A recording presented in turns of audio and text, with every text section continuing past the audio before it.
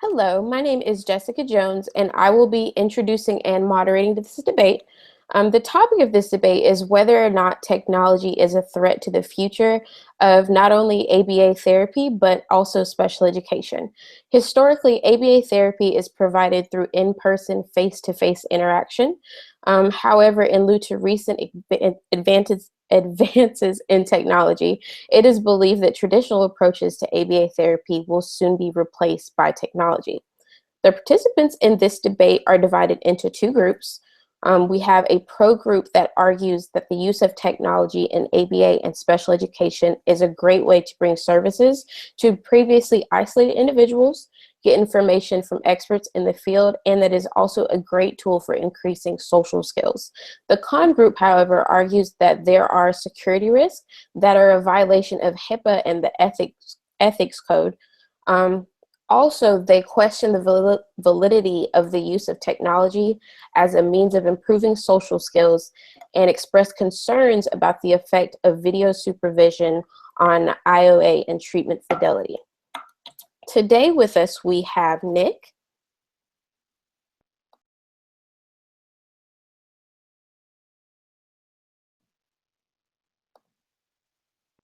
Tony,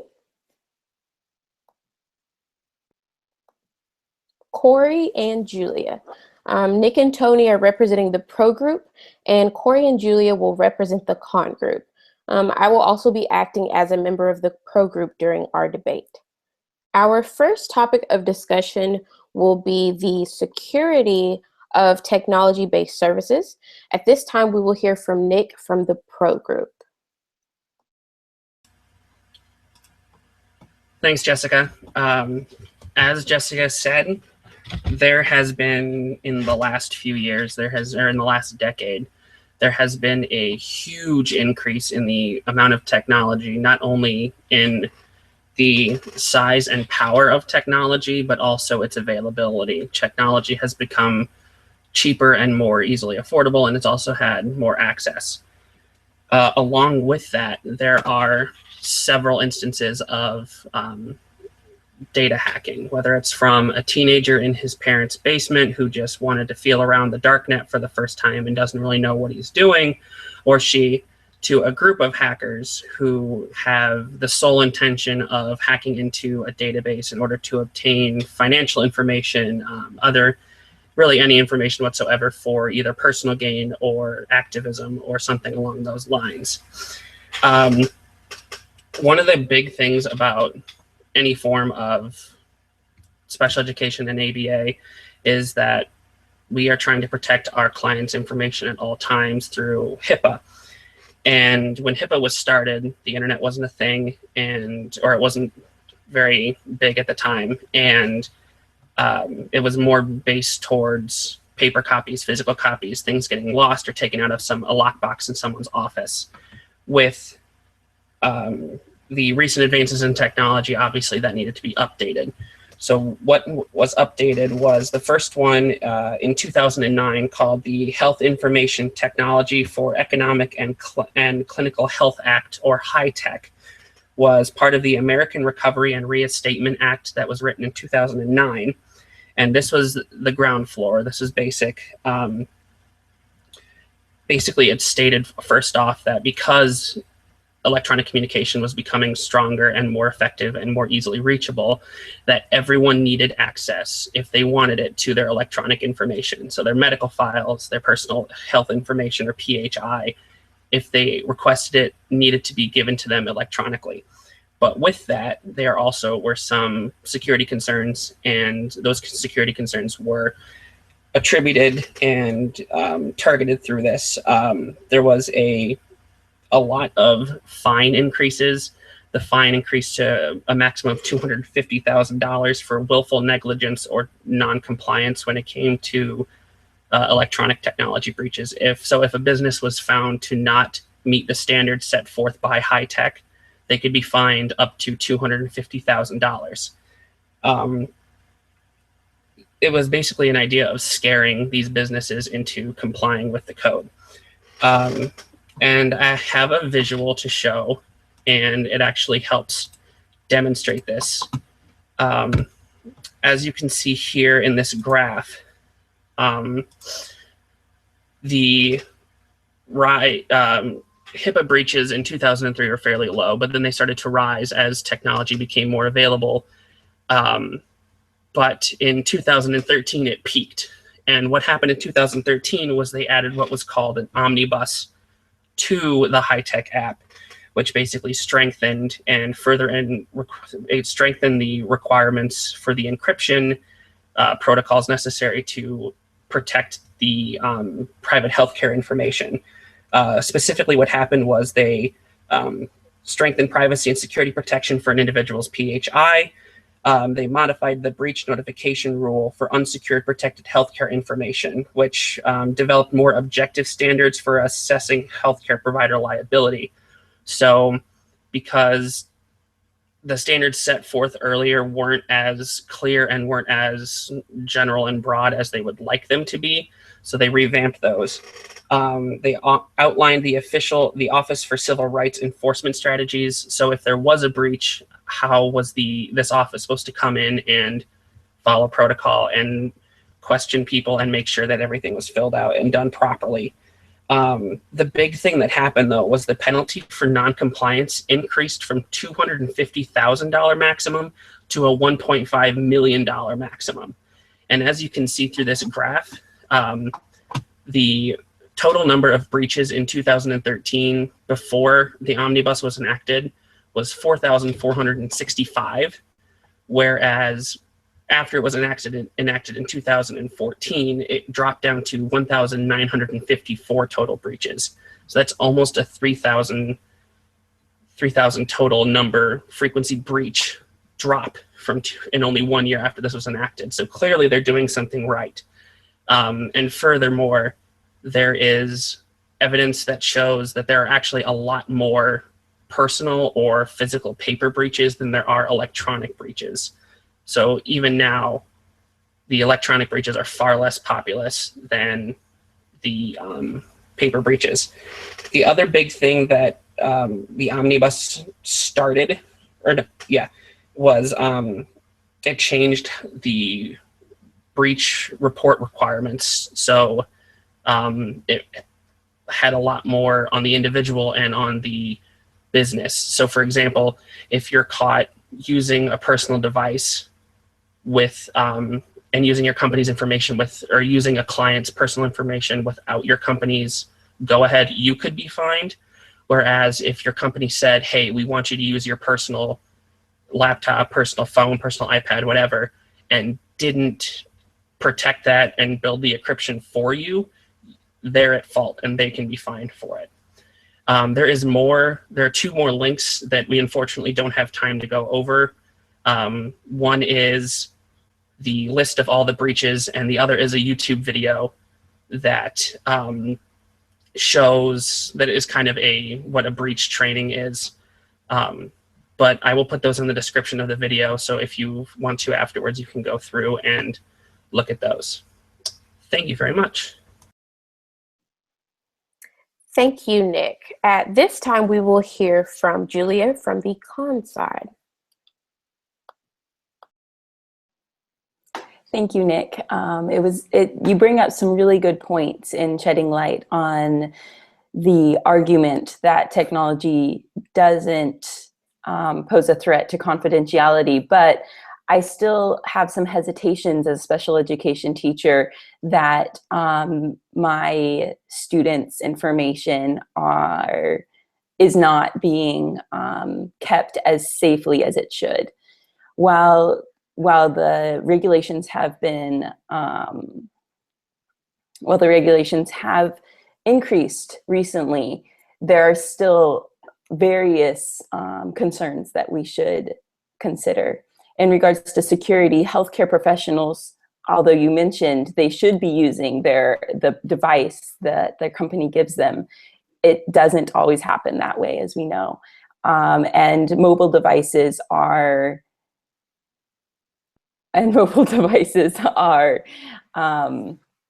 commonly stolen. They're most prone to loss, theft, because of their small size and portability. These devices, such as cell phones and tablets are less secure because they keep data on their device, and occasionally they don't even have encryption enabled on them. Also, it's fairly common that other people in the professional's family or friend circles might have access to the device, and therefore the personal information of the client could be at risk. Additionally, the authentication records that are used when using a cell phone are often less secure because they're being accessed through public Wi-Fi, or maybe the Wi-Fi at a client's residence. It could be the internet through a cellular network. Again, these areas are less secure, and they're not always designed to share private information and keep the private information safe. Although the regulations are developing, technology is developing as well. And I think this is an area of extreme concern that we should all be aware of, as we are not getting rid of technology, but we need to make sure that the regulations are developing at the same rate so that it can be a safe environment for our clients. Obviously, this addresses Ethics Code 2.06, maintaining confidentiality. As professionals, it's our job to do whatever we can to ensure that our clients' professional information, personal information, stays secure and confidential. Technology has many advantages, but as it develops, all sides of the security issue must develop as well.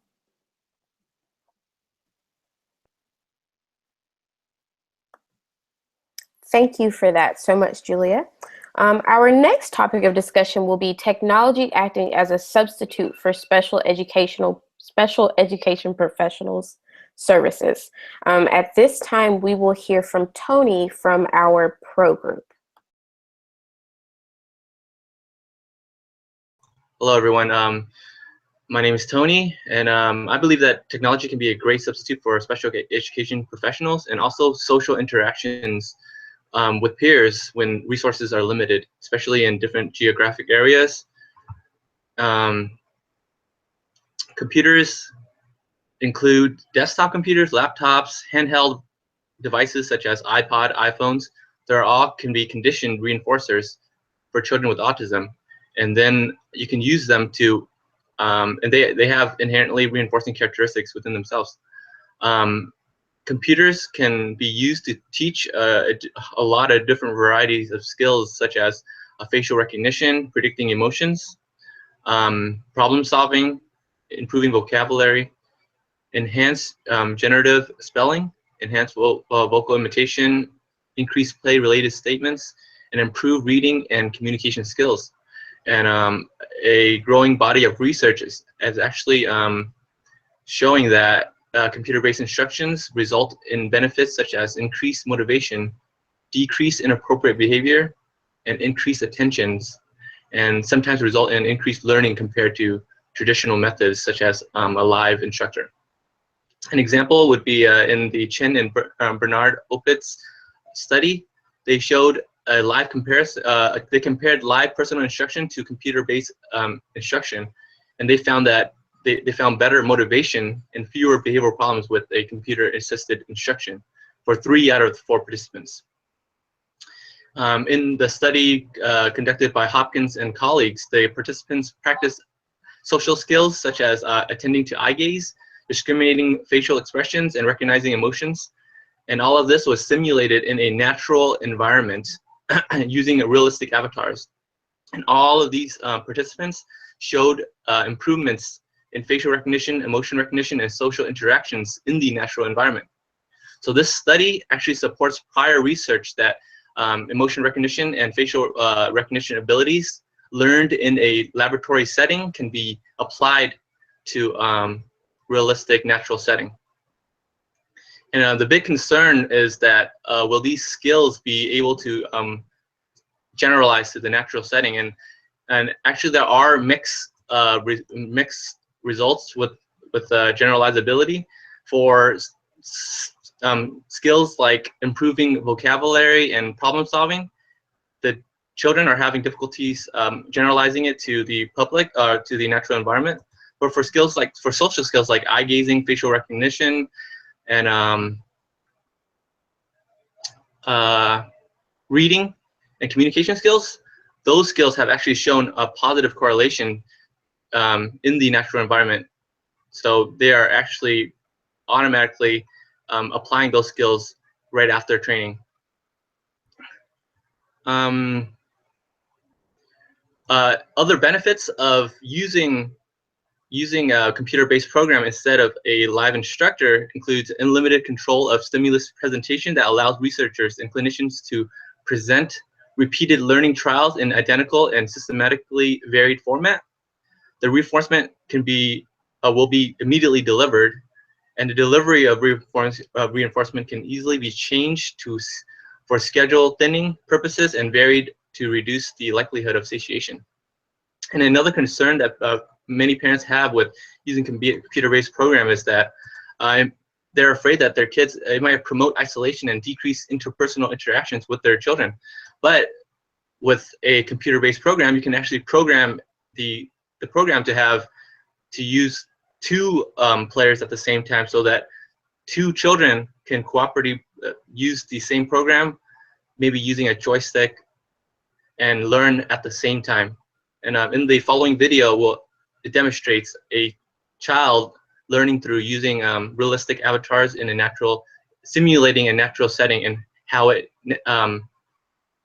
generalized to the natural environment.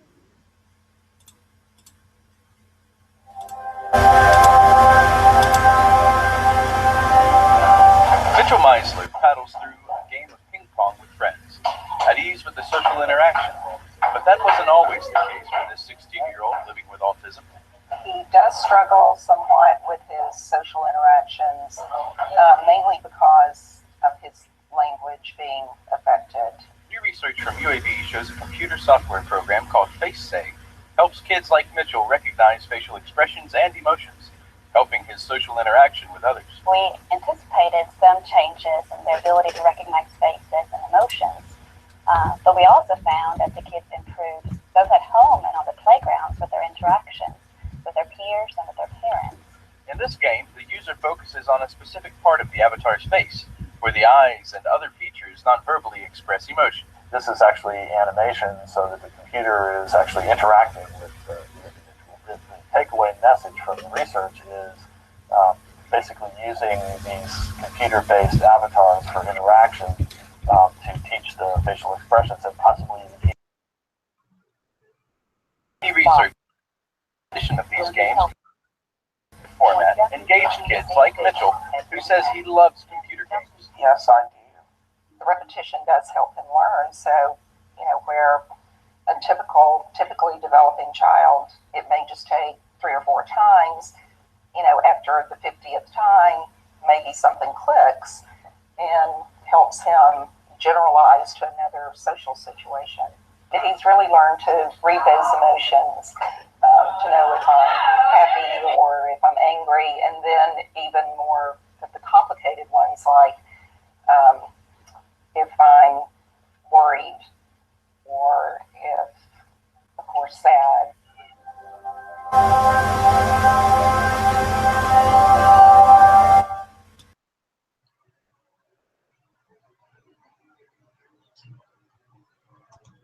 Definitely more research is needed in the area of generalizability, but computer-based programs show a lot of benefits, and more research is needed in this to go into the future of this area. Thank you, guys.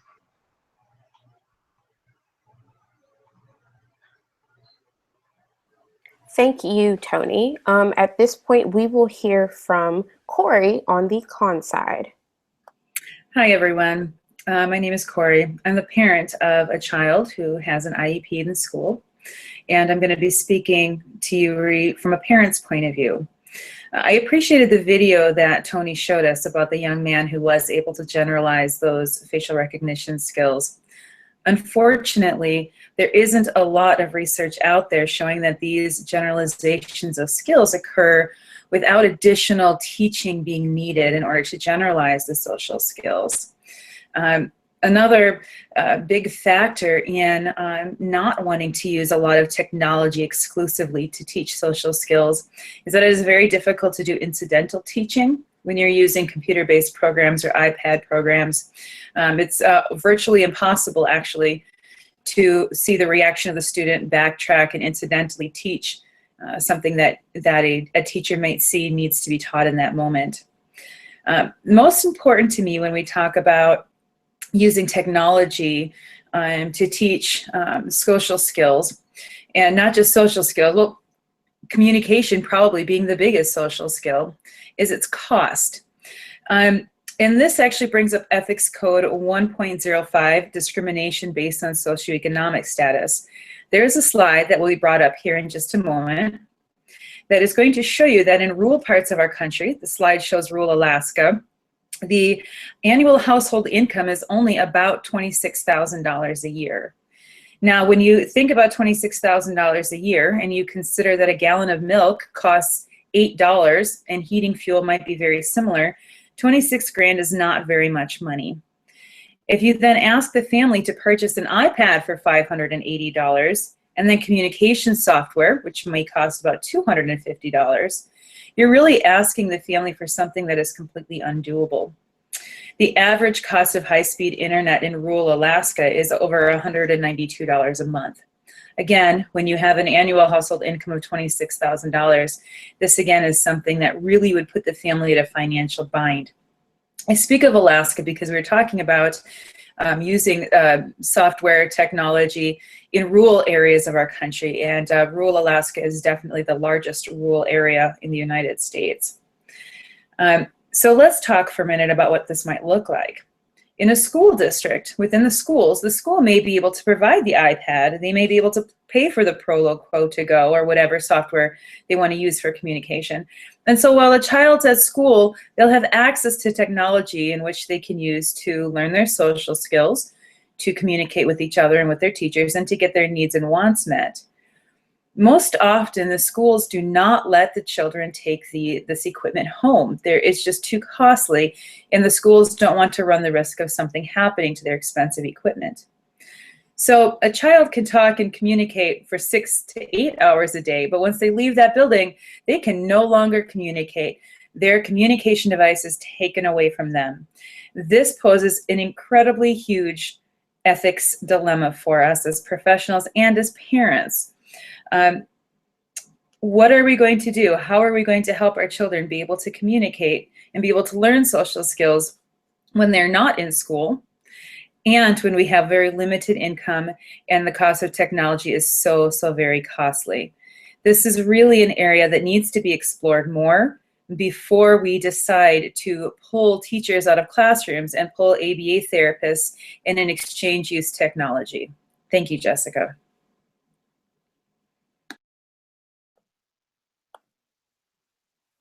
Thank you, Corey. Our final topic of the discussion will be technology allowing treatment fidelity and effective treatment. As I said before, my name is Jessica Jones, and I will be representing the pro group on this argument. I would have to say that I strongly believe that the use of teleconferencing can help increase treatment fidelity and bring ABA services to areas of the world where access is very limited. There are several findings that indicate that telepractice is a viable form of service delivery and that it can enhance the quality of services by making assessments, interventions, and consultations available to individuals in these geographically remote areas. It can also help to reduce scheduling conflicts, travel time, and it'll help to maximize the utility of material resources. Of course, very high integrity is needed for families to achieve the highest level of success during these treatments, because poor integrity, of course, could result in greater resistance to the effects of treatment. There's several strictly enforced policies and procedures required for assessing individual need, confidentiality, technology, training, and documentation within a telepractice program. The overall goal of these policies is to enhance the quality, quantity, and accessibility of services for all individuals with autism. Technological competence is pivotal in the successful delivery of telepractice. An established standardized protocol maximizes the reliability and effectiveness of remote service delivery. There's so many things that are taken into consideration when it comes to the effectiveness of these treatments. Just to name a few, you have the technical requirements, the quality standards, the monitoring of student progress, as well as quality assurance. Another major factor that is taken into consideration is the availability of clinical training and IT support. All of these factors come into play when evaluating the fidelity and effectiveness of treatments. At this point, I would like to hear from the con side on this argument. Thank you, Jessica, for your thoughts. While technology is an important aid, I completely agree with you on that point. We have to remember that it's not a complete substitute. Interventions must be supervised by a behavior analyst on a regular basis in order to be considered that they are running in the best interest of the individual. While technology can bring ABA services to areas of the world where access is very limited, the issue of treatment fidelity and effective treatment cannot be overlooked in these circumstances. Sure, technology provides some benefits in regards to integrity in interventions if the intervention can be recorded and can be watched by a supervisor, but it can also interfere. No matter whether technology is used or not, treatment must be supervised by and advised by a BACB. According to the BACB's Behavior Analysis Treatment Handbook, the practice guidelines, every 10 hours of treatment requires 2 hours of direct case supervision.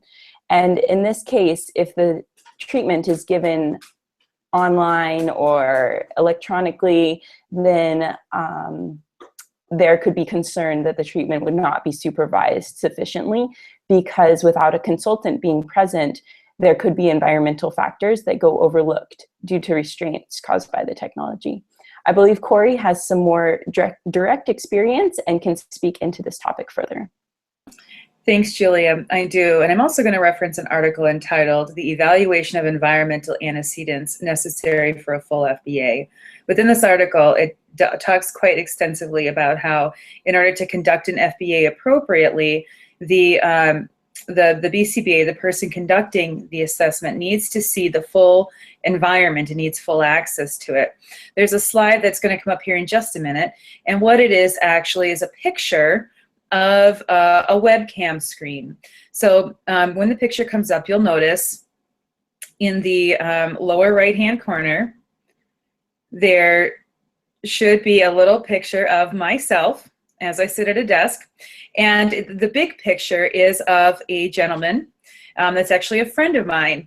If I were to be conducting an FBA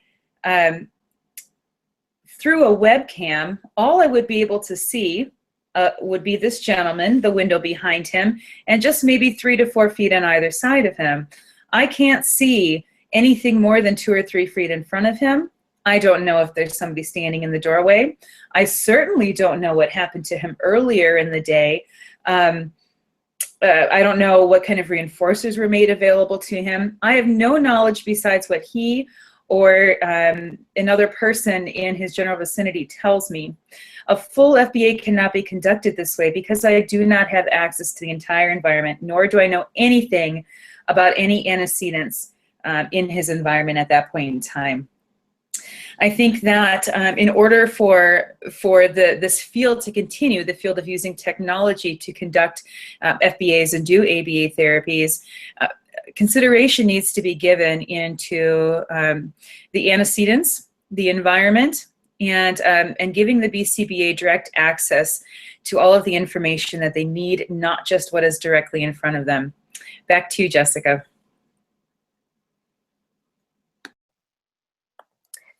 Thank you so much, ladies. For the final section of this debate, we have a few questions that we're going to answer. The first question that we have is, for those who live in rural parts of the country, wouldn't ABA services provided over the web be better than nothing at all? I would have to say that I absolutely agree. I think that as a professional in this field and also an advocate for autism and ABA therapy, we can all agree that it's in the best interest of our clients to receive the services that they need, regardless of how it's delivered. So I absolutely think that regardless of whether it's face-to-face or through technology, the important part is that they're receiving the help that they need. So I think that it's better than nothing for sure. The second question that we have is, what resources are available to compensate for high expenses of technology and related support? I can answer that one a little bit, Jessica. I know that there are quite a few grants available to folks who need to purchase technology. I can speak for the state of Alaska most definitely, because that is where I am a resident. There are multiple grants, up to $2,500 a year, available to families in need of technology-related services. The unfortunate thing about these grants is that in order to qualify for them, your child or your dependent needs to be considered developmentally disabled by the state. This process is quite extensive, requires a neuropsychological evaluation, and can take anywhere from 6 to 8 months. Not all insurance companies cover this cost, so the family could be looking at needing to pay $2,000 to $3,000 out of pocket just for the neuropsych eval. So while there are grants available, there are multiple hoops that families need to jump through in order to access that money.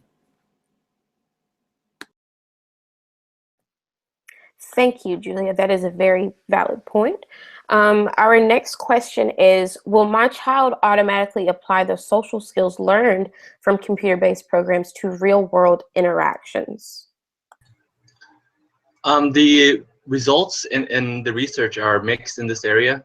For some children, they do show a positive correlation and have applied the social skills learned into the natural environment. But there are some studies that show that the children are having difficulty. So I believe that more research in this area is needed to understand the variables that affect generalizability. Thank you, Jessica. Thank you, Tony.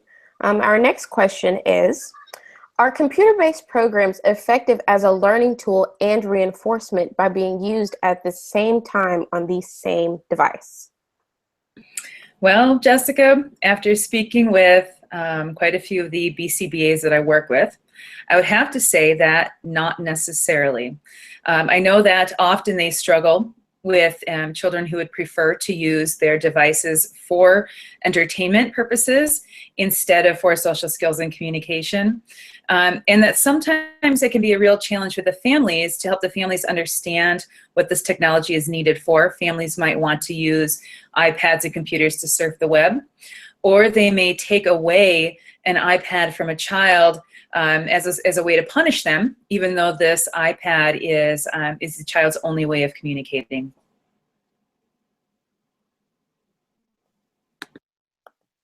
Thank you. Our next question is, you hear a lot on the news about hackers getting into databases and stealing information. How will my information be protected? I can take that one. Basically, is the answer to that is through the HIPAA high-tech and through the HIPAA omnibus, protocol has been put in place to make it as secure as possible. Obviously, it's impossible to make it 100% secure. Even if you just have paper copies stashed in a filing cabinet somewhere, there's still the possibility someone's going to break in and take it.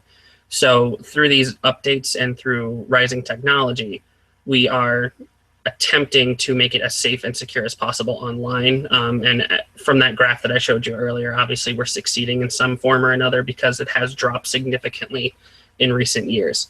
But we do our best to make sure that it is as safe as possible, but we can't guarantee 100% security at all times because that's not feasible. But we do, through increased encryption and through encrypting online access and encrypting specific devices, we make it much more difficult to lose or get your data hacked, basically. Thank you very much, Nick. The next question is, I try to limit the amount of time my child spends on electronic devices. Can interventions be conducted without using an iPad or computer? Good question, Jessica. As a special education teacher, I can say with confidence that our culture's and society's current obsession with technology can sometimes swing us too far in the opposite direction, where we are overly focused on using technology in all of the areas of our lives. We shouldn't forget that sometimes the simplest answer is the most straightforward approach. Software programs and electronics have helped in numerous ways, but they are not required for an effective intervention. If with the amount of time your child is spending on an electronic device, talk with his or her teacher. There are usually a variety of alternatives for an intervention. Thank you so much. Okay, we have one last question, and it is, how is technology and the integration of students with special needs impacting typically developing learners in the regular classroom? I could maybe start with the first portion of this answer. Besides the fact that I'm a parent of a child with an IEP, I've also worked as a teacher in a classroom. Integrating all of the aspects of special education, the needs of the children that have IEPs, individual education plans, and their associated technology can be quite the burden on a regular education teacher. Instead of just being able to teach the curriculum, she now needs to know how to do a varying degree of interventions and how to operate all this different kind of technology. Plus oftentimes do behavior intervention plans on top of all of that. It puts a lot of stress and pressure on the teacher, which then divides her time, and she isn't able to devote as much of her attention to the general education students and the general education curriculum. This may not be good for anyone because nobody actually gets the full attention and learning and instruction that they need in order to succeed. There's just too many demands being placed on the general education teacher at one time. Thank you. And do we have somebody to argue the other side? I can step in a little bit. While that might be it might be a little bit more, no, it will be a bit more of a strain and stress on the regular education teacher, especially with who's teaching this integrated classroom. But at the same time, having those extra students in there will help the individuals who either the children who have either autism or Down syndrome or whatever the particular disability is. It can help with generalization, and especially because they're talking to their peers. They're not talking to someone who is trained in ABA or special education or something along those lines. They're talking to people. They're talking to kids their own age who are potentially interested in similar things and have similar interests and are around the same levels. So that's going to help with generalization quite a bit, because it's going to teach them that not necessarily everyone's going to have the exact answer prepared for them. They're going to have to come up with it on their own. And it's going to really help with generalization across talking to people in real life, especially as they get older and they need to go out and be more independent and talk to the person at the store because they don't know where the milk is, or they need to talk to someone at the library because they can't find their favorite book, something along those lines. It'll definitely help in the future, and it will probably make the teacher's life a little more difficult, yes, but in my opinion, as the sibling of someone with special needs, I think personally that it's totally worth it. But again, each situation is different, so we can't predict exactly how much more difficult it's going to be. Obviously, there's a limit, but I think that based on what I've seen, it can be that limit when it's reached is acceptable. Thank you. Thank you. This, of course, concludes our debate. I want to thank everybody who participated, and I also want to thank our audience for tuning in. Thank you.